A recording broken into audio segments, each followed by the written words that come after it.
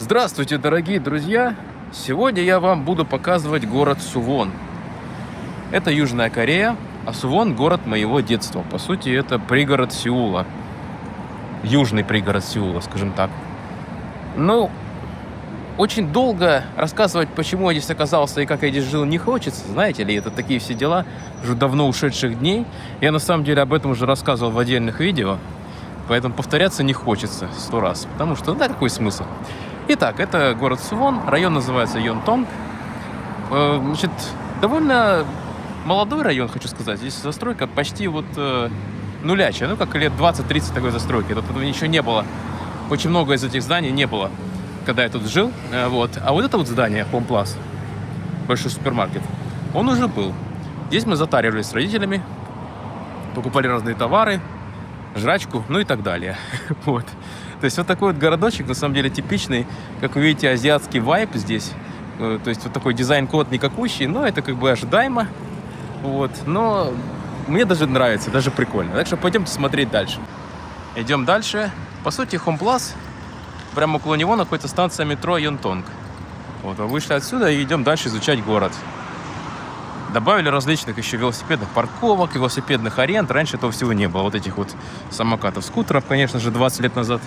О таком можно было лишь мечтать. Машин стало больше не корейских. Раньше они были все корейские. То есть Hyundai обычно, как правило. Вот, то есть постепенно все меняется. Более того, если мы говорим про рестораны и вообще ресторанный бизнес, то очень много стало самообслуживания. Раньше, конечно же, в силу технологических причин это было невозможно. А сейчас заходишь в ресторан, сам заказываешь, официантов уже толком нет.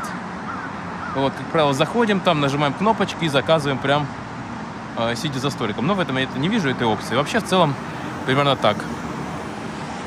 Посмотрите. Типичный дизайн-код корейский, опять же. То есть очень много разных надписей. Я лично не могу такое количество информации переварить в принципе. Вот. А дальше мы видим интересную вещь. Интересная вещь, которая называется типичный корейский стиль. Такие вот домики корейские. Давайте-ка пойдем посмотрим, что там есть. Обычно я гулял под этим мостом, на велосипеде катался. С другом мы тут также распивали различные напитки вкусные очень. Ну, было время. Что сказать. Было весьма интересно. Да и сейчас интересно изучать все эти места, на самом деле.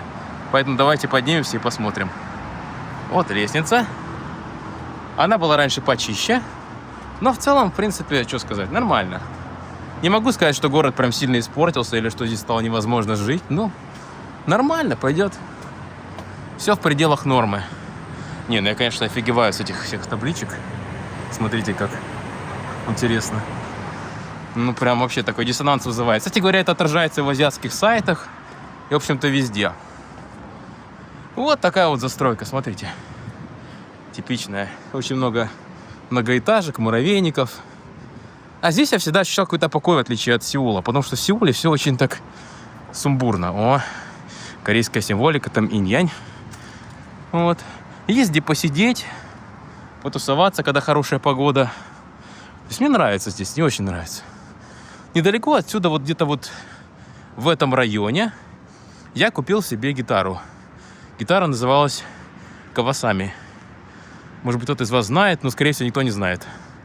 Купил я примерно ее за $150. В принципе, за эти деньги сейчас можно купить какой-то себе аппарат. Вот. Комбик также у меня был корейский, тоже Кавасами. Все это до сих пор работает, валяется у моего друга. И до сих пор все это функционирует. Идем дальше. Есть лавочка, где посидеть. Опять же, кто-то велик оставил свой красный. И вид на город. В принципе, он не сильно-то изменился. Только добавилась эта вот многоэтажка большая. Ну, наверное, это тоже. Там всего не было. Была чуть все-таки застройка попроще была. Ну и самое главное, что появилось это метро. Раньше здесь не было метро, а теперь аж несколько станций. Только в Йонтонге, кажется, 3 станции. То есть район вниманием транспортным не обделен. Идем дальше. Ну, я что-то не помню такой красоты, чтобы здесь посидеть можно было. Мне кажется, здесь как-то было попроще все. А может, я просто забыл. В целом, в Корее с общественным пространством проблем нет. Как и с туалетами. То есть туалеты здесь очень хорошо сертифицированы, скажем так. Ну, в том плане, что их очень много. Корейцы вообще любят туалет, эта тематика их интересует. Ну, в принципе, это и правильно. Так или иначе, это все-таки забота о здоровье, понимаете? Как же мы можем без этого жить? Спускаемся вниз, перешли дорогу и идем постепенно к местам, где я жил и тусовался непосредственно. Ну, хотя если тоже тусовался везде. Вот. Но там особенно родные места. Очень много эмоций. И не получается в самом лучшем варианте их пересказать, потому что, ну, не знаю, как еще все описать это. Да на самом деле много и забыл, но кое-что осталось в памяти. Наверное, у вас тоже такое впечатление, когда приезжаете в старое место, где вы жили, вы как будто не узнаете себя прежнего, то есть не помните, какой вы были, только примерно. При этом ощущения очень странные, то есть вы явно по этим дорогам ходили, но, когда, не знаю, они уже не ассоциируются с вами, что ли, ну, вот такое чувство у меня. Вот, притом есть автобусы, которые уезжают прямо в аэропорт, вот они, аэропорт-лимузин. Можно сесть, поехать прямо в аэропорт из Сувона. Ну, за 1,5 часа где-то вы доедете. Нет, скорее за 2 часа, скорее за 2. Это от Сеула час. А отсюда скорее 2 часа. Вот. Какая красота, однако. Азиатское счастье. Как вы видите, Корея, она отличается, скажем, от других стран. Ну, я в Таиланде, допустим, был, да, в Бангкоке. Тоже мегаполис, естественно, крутой. Но вот там как-то слишком все хаотично. Чересчур. А в Корее как будто вот все цивилизованно. Порой даже сверхцивилизованно. Кажется, зачем столько регуляций всяких разных? Ну вот, Корея любит жить по правилам. Хотя порой правила эти тоже не самые идеальные, самые логичные, но какие есть. Кто-то вот оставил на парковку электросамокат. Да. Это, знаете, из чувств такие, что как будто все меняется, но и ничего не меняется в том числе. Как бы ничего не меняется. Так, туалет. Вот написан знак, что туалет налево. То есть очень важный знак. И часто на этих знаках тоже пишется, сколько метров до туалета. Ну, во-первых, что самое главное, это изменилось за эти годы. Это, конечно же, культура. Допустим, кей-попа раньше как такового я не помню, он только зарождался. Потом кофейная культура. Все сейчас ходят с кофе, такие все крутые. Да. Транспорт стал круче, хотя он и так хороший был. Транспорт стал круче. В плане интернета, конечно, Корея, мне кажется, уже не самая передовая, в том плане, что сейчас интернет уже хороший везде есть. А в 2001 году какого-нибудь, даже в 2005, типа на юге России интернет был просто ужасен. В Москве еще, может, какой-то там более-менее был, но на юге России он просто был кошмарный. Раньше хотелось скорее товары привозить какие-то, просто было интересно, они были какие-то другие, да? Сейчас же все это можно купить и в России, или в СНГ, или вообще везде в мире. Не зависит от того, где вы живете. То есть Корея стала такая более европейская, что ли, в том плане, что здесь все есть из товаров европейских, даже сыры нормальные появились. Вот. А во всем мире появилась тенденция на эту азиатскую культуру, в том числе и корейскую. И поэтому нет такой нужды что-либо искать, выискивать. То есть это очень здорово в этом плане. Кстати говоря, заправка, где папа заправлялся постоянно, этого здания, этой башни вообще не было в те годы. А мы приезжали, заправлялись здесь. Ну и Старбакса, по-моему, этого не было через дорогу. Что-то я его не припоминаю, вообще не помню. Постепенно приближаемся к домам, к массиву жилому, где я жил. Как вы видите, в Корее очень популярно вот такие муравейники ставить по 20 этажей. Они абсолютно типичные, абсолютно одинаковые. Но при этом жить как в них, как мне кажется, вполне комфортно. Полы, как правило, отапливаемые. В доме тепло, зимой хорошо там. Ну, то есть никакого дискомфорта я лично не ощущал, проживая в этих домах, из того, что я помню. Вот. А рядом, опять же, магазинчики. Все есть. То есть здорово, здорово. Что сказать? Идем дальше. Я вам тут еще всякое интересное покажу, так что не отключайтесь никуда. Автобусы едут 5100, вот, например. Этот я не помню, куда едет, а вот 7000-ный в моей памяти сильно отложился. Вот сейчас едет 7000 автобус. Вот этот автобус едет у нас в Сеул. То есть в центр Сеула, по-моему, на станцию Саданг. Сейчас он едет в обратном направлении, то есть по Сувону едет. А если бы он ехал вот в ту сторону по направлению движения, то он бы ехал в Сеул. Вот. Велосипедисты немножко такие ошарашенные. То ли я неправильно иду где-то. Ну, нет, вроде я все правильно иду. Вот это их полоса, а это моя, все честно. Так что все норм. Здесь не только жили мои родители и я, а также и друзья, знакомые. Все этот район был известен среди людей, которые работали в корпорациях больших корейских. В частности, самое известное, конечно, это Samsung. По-моему, еще какие-то были известны, но я точно не помню. Ну вот. Были зачастую шаттлы всякие, автобусы, то бишь, которые позволяли переезжать с работы до дому, а также в другие офисы компаний, в тот же Сеул. Но это были, конечно, интересные времена. И квартиры там помогали арендовать, в том плане, что чуть ли не полностью за все платили работодатели. Такие времена, мне кажется, уже канули в лету по отношению к иностранцам, но я не могу говорить за все компании, поэтому не буду ничего здесь говорить, утверждать, скажем так. Здесь всегда какое-то раздолье по сравнению с Сеулом чувствовалось. Это вот я точно могу сказать. И очень много вот этих мостов над хайвеем. Ну, это не хайвей, конечно, это дорога такая, скоростная скорее, что хайвей идет дальше. Но тем не менее. Так что идем потихонечку дальше. Кстати говоря, интересная вещь, это вот такие вот различные сервисы по ремонту то ли обуви, то ли чего-то еще. По-моему, обуви. Их было довольно много раньше, ну и сейчас, как видите, остались какие-то еще части этой большой машины по ремонту таких важных вещей. Естественно, есть лавочки, где посидеть. Конечно же, большой раздолистый переход через этот мост. Ну и также вон там еда продается в ларьках. Нас она не интересует, поэтому идем дальше. Я перекусил.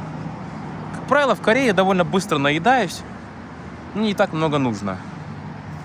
То все перекусил. Очень еда на самом деле насыщенная, вкусная. Рис тоже быстро насыщает, но с рисом, конечно, нужно не перебарщивать. А то, сами знаете, можно растолстеть заметно. Вот смотрите, дома, казалось бы, да? И здесь у нас есть также такая вот деревенька в типичном корейском стиле. Здесь я ни разу толком не гулял, поэтому ничего сказать не могу вам про нее. Но, тем не менее, вот она такая есть. И я даже не помню, была она или нет. В таком виде она была или... Я не помню, короче говоря. Память подводит. Более того, недавно с папой здесь были. Он приезжал. Он тоже не смог ничего вспомнить про эту деревню. Так что я не знаю, что это такое. А мы идем дальше. Автобусная остановка. Раньше такого расписания, по-моему, не было электронного. Ну, это как бы везде появилось. Вот там видно расписание электронное. Вот с этой стороны тоже оно. Правда, на видео плохо отсвечивается, но тем не менее оно есть. Идем дальше. Есть различные у нас надписи, которые я не понимаю. Когда-то умел читать корейские буквы, но уже не умею. Да и раньше не очень хорошо читал, если честно. Всегда считал, что мое пребывание здесь является временным. Как оно, в общем-то, и выяснилось. В Корее жить постоянно я бы не хотел. Но, может быть, пожил бы с радостью годик здесь. Прям захотелось, какие-то возможности здесь у меня были. Или желание, скажем так. Возможности, в принципе, есть. Что, приезжай, гости, уезжай, как хочешь. Просто нет такого огромного желания, что ли. Итак, снова у нас станция метро. Как я уже сказал, в Юнтонге их несколько. И вот Чанъон – это одна из них. Вот можно, собственно говоря, поехать на метро вот этом. Но мне сейчас метро абсолютно не нужно, поэтому мы его пропускаем. И идем дальше. Как видите, там виднеются различные магазинчики также. Там около домов также киоски вот такие, около остановки. Ну, это все раньше тоже было. Ничего нового в этом нет. Так что идем дальше. Остановка такси. Такси в Корее заказывается через приложение того же Uber, допустим. Но, тем не менее, у них все равно есть свои счетчики. То есть все равно считается все через вот их корейские счетчики. Я человек простой, на такси не езжу практически. Я использую общественный транспорт и пешком хожу много. Поэтому мне это не интересно. Еще один выход станции Чанъон, 5-й именно. А дальше вид на гору. И вот с этой горы открывается очень классный вид на Сувон. И в былые времена я очень часто по ней лазил. Я думаю, мы с вами по ней сейчас вскоре пройдемся. Поэтому не переключайтесь никуда, идем дальше. Идем дальше. Вот такой тут райончик. Опять же, магазинчики, ресторанчики имеются между жилыми массивами. А нам нужно повернуть налево, потому что налево покажу вам апартаменты, где я раньше жил. Я в прошлом году, на самом деле, тут тоже был и снимал видео. Но как-то что-то получилось не очень здорово. Поэтому я, по сути, переснимаю то, что я снимал в прошлом году. Вообще, с видео ситуация такая. То есть ты снимаешь видео, думаешь, да, здорово, какое-то классное видео получится, потом ты пересматриваешь его, оно тебе не нравится. Ты такой, ну ладно, когда-нибудь смонтирую, что-нибудь из него сделаю. А прикол в том, что никогда уже не сделаешь, скорее всего. Ну, у меня так лично. Если я перегорел к чему-то, к человеку, к месту, все, я уже больше ничего не сделаю. Может быть, спустя 5 лет, когда меня все отпустит, и я захочу что-то переделать, я возьму и сниму. А пока, ну вот так.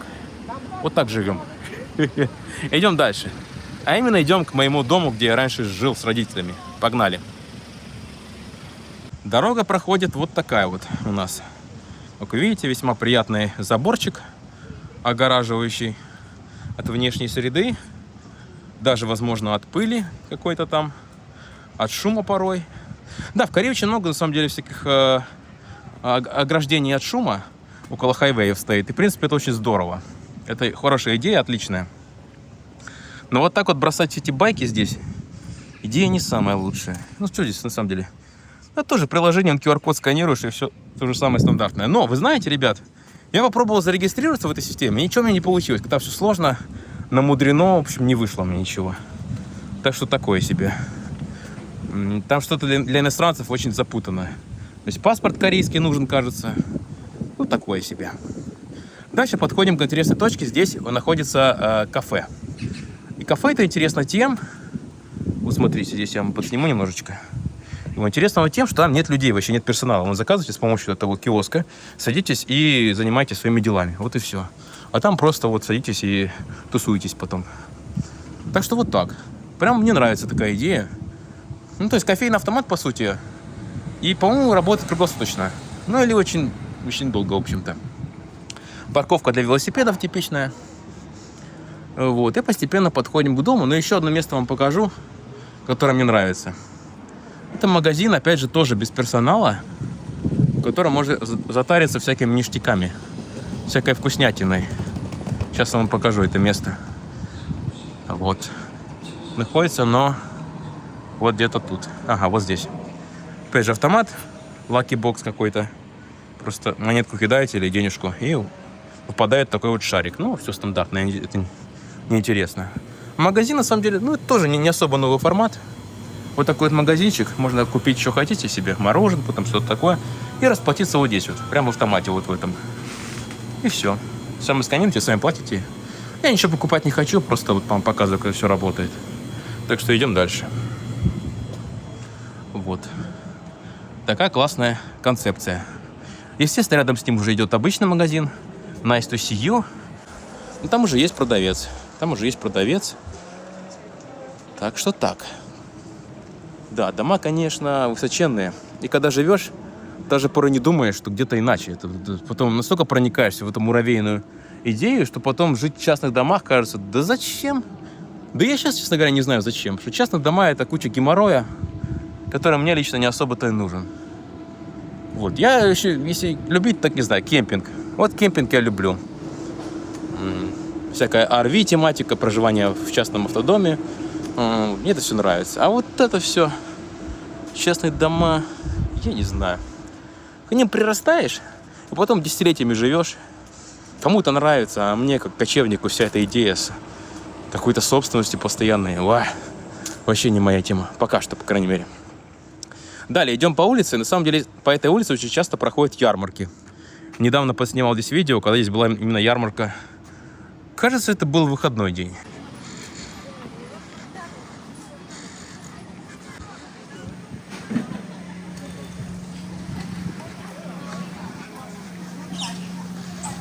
Это стандартная тема, что здесь очень много ярмарок. И вот мой дом, где я жил, собственно говоря. Довольно продолжительное время. Года так 3, получается, да? Получается так. Даже, нет, скорее всего, 2. 157-й дом Юнтонгдонг. Вот так он выглядит. Спускаемся вниз. Парковочка здесь. Даже вон там детская площадка виднеется, я ее не помню. Заходил я либо с этого входа, либо также был другой вход с противоположного направления. То есть, зависело все. Никакого кодового замка, конечно же, в те годы здесь не было. Здесь было все свободно, спокойно. И сейчас все спокойно, в принципе, хорошо. Но тогда было особенно спокойно. Во, были времена, да, хочется сказать. Но на самом деле, я не знаю, обычные были времена. Так что ничего сверх такого, естественно, не могу сказать. Стандартная тема — это корейские беседки вот такие вот, где можно полежать, отдохнуть. Как правило, мы с другом что-нибудь вкусненькое пили и потом лежали на такой беседке, отдыхали. Это типичная корейская тема. Вот. И постепенно выходим из этого комплекса. Для меня, конечно, это все родные места. Я здесь жил, кайфовал, мне очень нравилось тут жить. Вот. Хотя я даже до конца не понимал, насколько круто тут. Понимаешь только после того, как съезжаешь отсюда. Насколько в Корее, в принципе, хорошо. Парковка для велосипедов, но такая история была здесь, что однажды у меня тут велосипед выкинули. То ли украли, то ли выкинули. Короче говоря, избавились от него. Потому что я по-корейски не понимал, а там было написано уведомление, типа, нам нужно убрать велосипеды. В общем, все велики убрали. Ну вот еще один подъезд, откуда я заходил в свой дом. О, много воспоминаний, конечно. Так что да, было времена. Было время, ребята, было время. Оно и сейчас неплохое, на самом деле, время. Несмотря на все проблемки, время-то хорошее. Это вы просто другие стали. Что-то ворчим, возмущаемся. Ищем. А раньше, мне кажется, даже я был просто попроще. Так что, друзья, родные места — это родные места. Ничего с этим не поделаешь. Все родное. Это все мое родное. Кореюшка моя. Вот. Хорошее время было. И сейчас хорошее. На самом деле, очень часто снимаешь видео и думаешь, было бы здорово, если бы их посмотрели старые друзья, оценили, в общем-то, все эти прогулочки, да. Но потом понимаешь, что люди-то поменялись, и людям очень много из этого уже не интересно. Да я такой, который любит сравнивать, как было раньше, как сейчас. А большинство людей все равно, они живут текущими какими-то задачами, там, детьми, семьей и прочим. В общем-то, я ничего не могу сказать против, но я живу в другой парадигме какой-то. Какой я еще не решил для себя. Пускай это будет какой-нибудь несколько инфантилизм, но мне больше нравится ощущать какие-то другие вайбы. Господи, как я сформировал, да? Жуть. Тем не менее, вот площадка. Вот такая вот. Здесь тоже я тусовался. Вот этих всех чересчур детских вещей, по-моему, здесь не было. Или было, я уж не помню. Но беседки точно были. Там вот есть как минимум еще одна беседка. И вот я так спускался отсюда. Часто прогуливался по этим местам. Порой погода была холоднючая зимой в Корее. Сейчас у нас почти ноябрь, да? Ну, холодрыга была, помню, именно зимой. В январе прям жуткая. Очень было холодно. Какие-то тут траки ездят. Какой-то контрольно-пропускной пункт тут сделали уже. Что-то я не помню такое. Раньше, по-моему, свободное движение было. Тем не менее, вот площадка, можно позаниматься. 15 градусов. 87% влажность. Слушайте, ну так, не жарко, скажем так. Не жарко, я бы сказал. Класс. Районы, кварталы, живые, массивы. Да. Тогда, конечно, считалось это как привилегия жить в этой стране.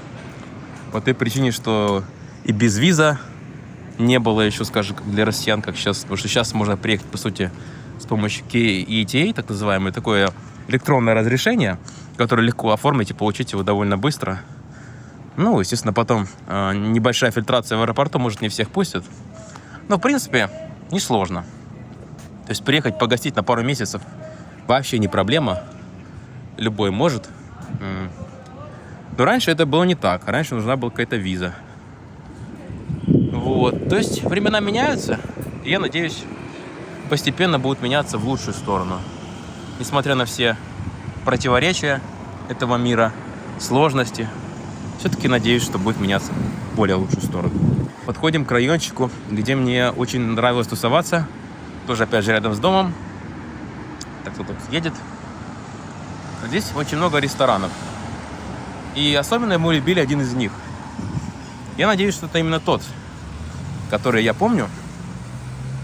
Сейчас к нему подойду вот с этой стороны. Опять же, видите, много листьев к стене приделано. Вызывает интересные ощущения такие. Вроде как... Да. Идем. Здесь очень много ресторанчиков. Этот я не помню. Мы ходили обычно в другой. Мы ходили, знаете, в какой? Так, а здесь тоже можно неплохо покушать. Но и не здесь, и не здесь. А вот дальше. То есть, знаете, я название-то не помню. Курочка на лучку. Как-то так его называли. Вот. И он находится вот чуть дальше. В этом магазине мы с другом покупали всякую сладкую дрянь, ее и ели. Ой, вообще не люблю этот магазин. Он, конечно, мне интересен, но сколько было съедено всякой ненужной ерунды здесь, что жуть. А, Париж-багет здесь еще также. Можно купить что-нибудь вкусное съесть. Как правило, какая-то булочка и кофе. Вот здесь имеется. Так что вот. А снова выход на большую дорогу в ту сторону, как раз таки метро. Заблудиться очень трудно, на самом деле, здесь. Я постепенно все это наизусть уже выучил. Несмотря на то, что столько лет прошло, все эти улицы очень даже помнишь. Здесь по-прежнему находится школа или гимназия, не помню точно. Очень много отсюда детишек выходило постоянно, и сейчас до сих пор она работает. Слышу детский смех. Поэтому ничего не меняется. Все, как сказать, вечно. А вот Кореянка ребенка тащит вот так вот в таком карманчике интересном. Такие вот переноски для детей у них есть.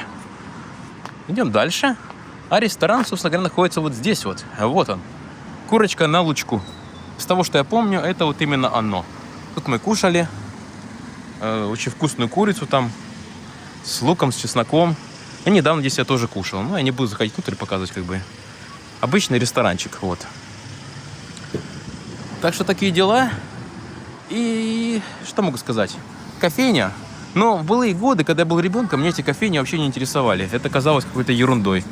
Потому что пустая трата денег. Ну, что такое кофе? Кстати говоря, вот заказ автоматом с помощью терминала. Вот, видите, и номера заказов пишутся. Ну, здесь кофе можно за буквально 1 евро взять. Очень вкусно и недорого. А это парк еще один, который мне также нравился. И мы даже на него сейчас посмотрим. Потому что он, как сказать, родной. Вот главная дорога. И отсюда можно доехать непосредственно до транзитной, самой главной точки. Это Совон Station. Или также Совон City Hall. А вот, друзья, когда мы ехали со школы с ребятами с Сеула, вот, значит, вот такой вот хайвей был на пути. Вот с него непосредственно съезд. Вот он съезд. По-моему, этот защитный барьер построили. Раньше, мне кажется, не было. Это здорово. Уровень шума снижается довольно сильно. Мы постепенно переходим в парк, в котором тоже было проведено много времени. Вот там даже кореец на гитаре играет на лавочке. Молодец, развивается. Здорово. Его немножко поменяли, парк. Построили вот площадку здесь, кажется. А нет, мне кажется, она была здесь. Такое ощущение, что она была тут. Классный чувак играет. Это корейские песни, треки. Так. Тут кто-то качается на лавочках. Самое главное, у корейцев любовь к туалетам. Она проявляется в вот таких вот замечательных кабинках. И кабинка, это, мне кажется, она была переделана с тех пор. Раньше она была гораздо попроще. Либо ее обложили тут камнем, я не помню точно, что случилось. Ну, короче, тут очень комфортно. И добавили разные вот такие вот механизмы для физической нагрузки. Кардио, я так понимаю. Вот. Качаются, наслаждаются жизнью. Или не жизнью, а просто вот эксерсайзом. То бишь упражнениями. Это место мы раньше называли его Колизей. Потому что он раньше было круглой формы. Но его с тех пор изменили, переделали по-своему.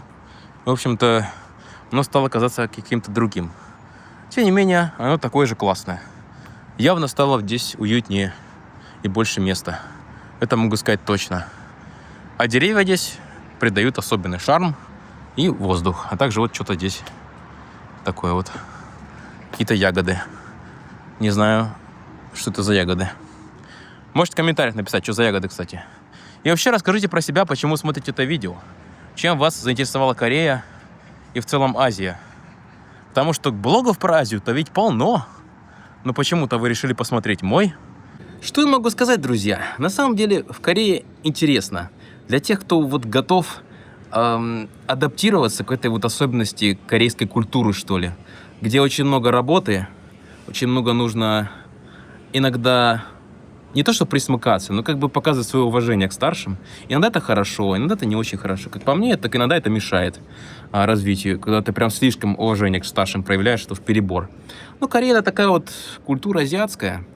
И это какой-то вот компромисс между, не знаю, какими-то странами Азии, такие как-нибудь, как Вьетнам. Ну, даже Вьетнам — это не самый худший пример. Ну, короче, есть страны Азии, где полный хаос. Есть странами, где чересчур все закручено, скажем так. Перекручено, ну, не знаю, как вот в Китае, что ли, это где все очень структурировано, там все по струнке смирно. Ну, то есть такой-то компромисс, когда вроде и законы неплохо работают, но и в то же время не сильно тебя ими задалбывают. Как-то расслабленность имеется, несмотря на всю геополитическую сложность этого региона. Регион-то весьма сложный, все-таки у нас соседи какие тут, ух. Вот. Ну и проблема в том, что Корея, она ограничена водой, полуостров, и поэтому, ну, хоть это и полуостров, но какой еще вариант отсюда выехать, в принципе? Через землю-то вы никуда не выйдете, только по воде можно проплыть. Вот. Либо, собственно говоря, можете на самолете. Вот и все опции, что у вас имеются. Поэтому такие вот дела. Ну, что я могу здесь сказать? Это интересная страна, и всем советую приехать посмотреть. А я вам показываю свой район, потому что он мне очень родной, любимый, скажем так, для меня. Поэтому вот. Если вам понравилось, пожалуйста, поставьте лайк, подписывайтесь на канал, и спасибо за просмотр. Пока.